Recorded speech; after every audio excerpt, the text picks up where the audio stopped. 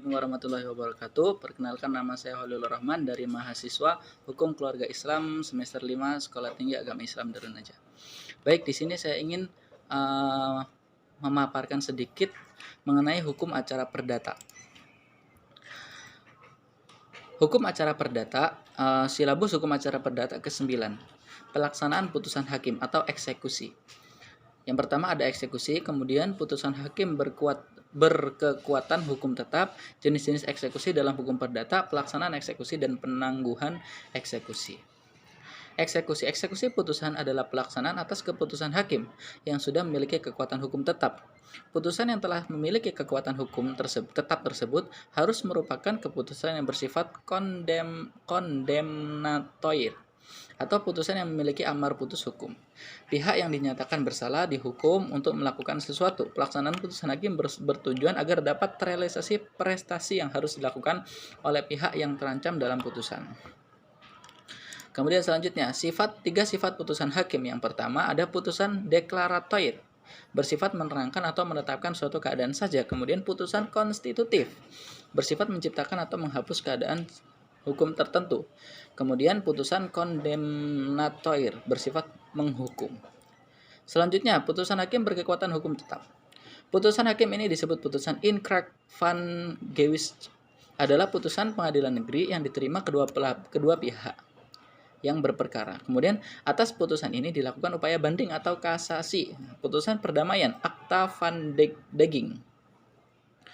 Putusan verstek yang tidak dilakukan verzet atau banding. Putusan pengadilan tinggi yang tidak dilakukan upaya kasasi. Putusan Mahkamah Agung tanpa pengajuan upaya hukum luar biasa.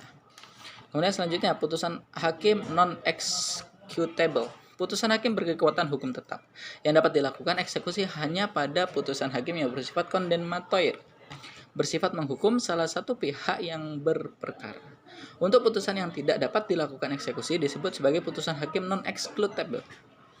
Buku 2 Mahkamah Agung RI edisi 2013 tentang pedoman pelaksanaan tugas dan administrasi pengadilan dalam 4 lingkungan peradilan menjelaskan, atas suatu putusan yang berkekuatan hukum tetap dapat dinyatakan non-executable oleh Ketua Pengadilan Negeri. Kemudian selanjutnya, status non-executable ini harus dikuatkan dengan penetapan hakim. Namun apabila ada pihak yang tidak puas dengan penetapan tersebut, dapat mengajukan upaya hukum kasasi ke Mahkamah Agung. Kemudian selanjutnya, penyebab putusan hakim non-executable. Putusan hakim bersifat deklaratoir karena bersifat menerangkan atau menetapkan suatu keadaan hukum saja. Putusan hakim bersifat konstitutif karena sifat menciptakan atau menghapus suatu keadaan hukum tertentu. Barang yang akan dieksekusi tidak sesuai dengan isi amar putusan. 4. Objek eksekusi telah musnah, telah beralih status menjadi milik negara atau berada di luar negeri. Barang objek eksekusi berada atau dijaminkan pada pihak ketiga. Objek eksekusi berupa tanah yang tidak jelas batas-batasannya. Eksekusi tidak dapat dilakukan terhadap harta kekayaan bersama. Selanjutnya, jenis-jenis eksekusi dalam hukum perdata. Yang pertama, eksekusi real, kemudian eksekusi pembayaran sejumlah uang, kemudian ketiga, eksekusi melakukan perbuatan tertentu dan juga praktek execute. Kemudian selanjutnya, eksekusi real. Eksekusi real yaitu pelaksanaan putusan hakim sebagai penghukum pihak yang kalah untuk melakukan perbuatan tertentu. Eksekusi real dapat dilakukan langsung dengan perbuatan nyata sesuai amar putusan tanpa memerlukan lelang. Eksekusi real dapat berupa perbuatan pengosongan, penyerahan, pembagaian, pembongkaran, berbuat sesuatu atau tidak berbuat sesuatu, dan memerintahkan atau menghentikan sesuatu perbuatan. Pasal 218 ayat 2 RBG, pasal 200 ayat 11 HIR atau pasal 1033 RV. 2. Eksekusi pembayaran sejumlah uang. Pengaturan eksekusi untuk membayar sejumlah uang diatur dalam pasal 197 HIR, pasal 208 RBG. Prestasi utama yang harus dijalankan adalah membayar dengan sejumlah uang. Namun untuk menjalankan eksekusi ini dapat juga dilakukan melalui lelang terhadap barang-barang milik pihak yang kalah sampai mencukupi jumlah uang yang harus dibayarkan sesuai dengan isi keputusan hakim. Biaya pengeluaran untuk menjelaskan eksekusi.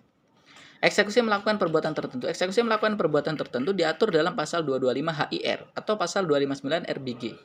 Pihak yang tidak dapat memenuhi eksekusi berupa perbuatan dapat meminta pada hakim agar perbuatan tersebut digantikan dengan pembayaran jumlah uang. Hal ini sebagai alternatif berdasarkan UU, di mana pihak yang menang dapat memperoleh haknya dengan sejumlah uang yang besarnya ditentukan oleh hakim.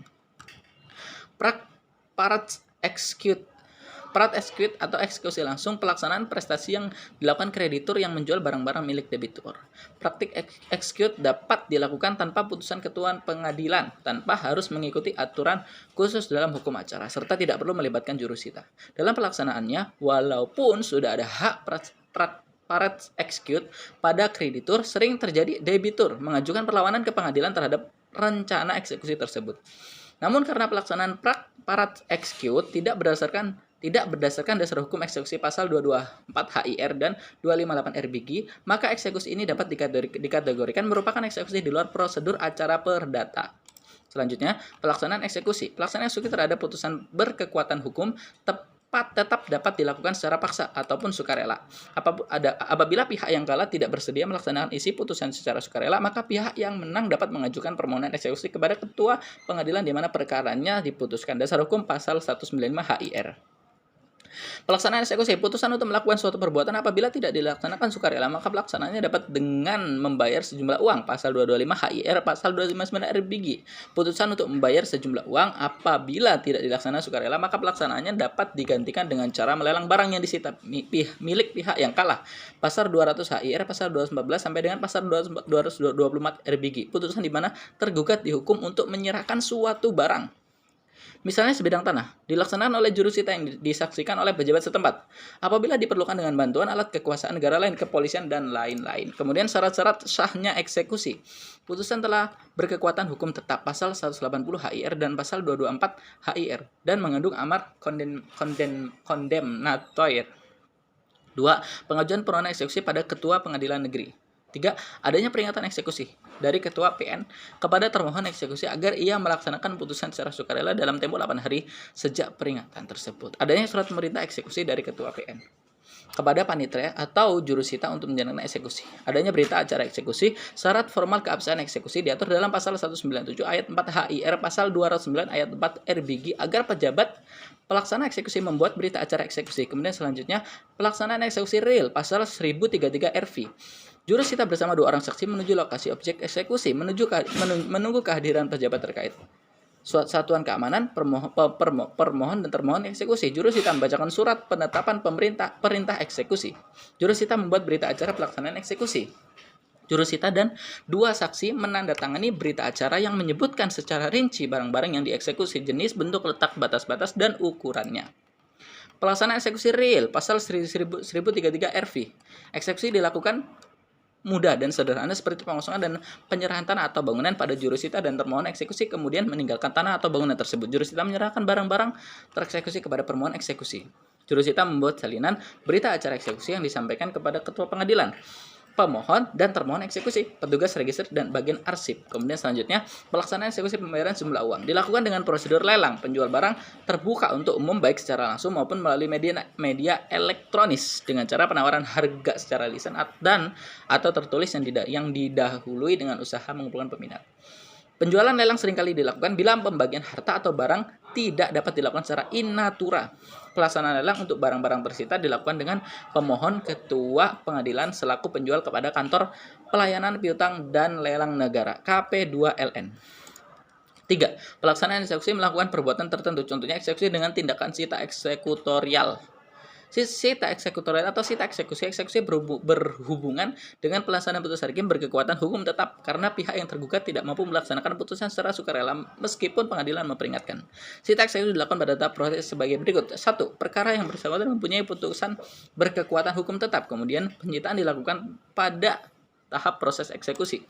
3. Pelaksanaan eksekusi melakukan perbuatan tertentu. 1. Ketua pengadilan membuat peringatan eksekusi (ammining) kepada tergugat yang dikalahkan atau termohon eksekusi agar melaksanakan putusan. Jurusita memanggil permohonan eksekusi dan termohon eksekusi untuk menghadiri sidang ammining.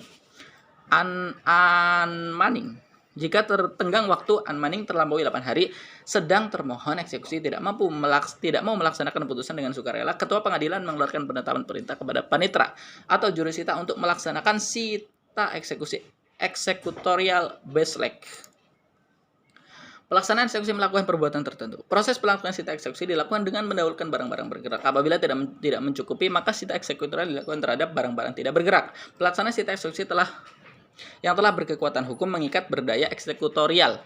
bersifat final serta meningkatkan para pihak untuk melaksanakannya tanpa harus melalui proses pengadilan untuk melaksanakan putusan tertentu tersebut. Kemudian selanjutnya penangguhan eksekusi. Dalam tiap tahap peradilan, bila ada putusan hakim yang berkekuatan hukum tetap, maka eksekusi hanya dapat dilakukan oleh ketua pengadilan, baik pada pengadilan negeri, pengadilan tinggi, dan Mahkamah Agung. Apabila ketua pengadilan berhalangan, wakil ketua pengadilan dapat memutuskan memerintahkan penundaan eksekusi atau meneruskan eksekusi tersebut.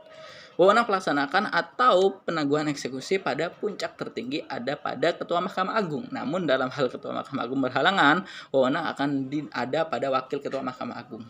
Baik, sekian yang dapat saya sampaikan. Assalamualaikum warahmatullahi wabarakatuh.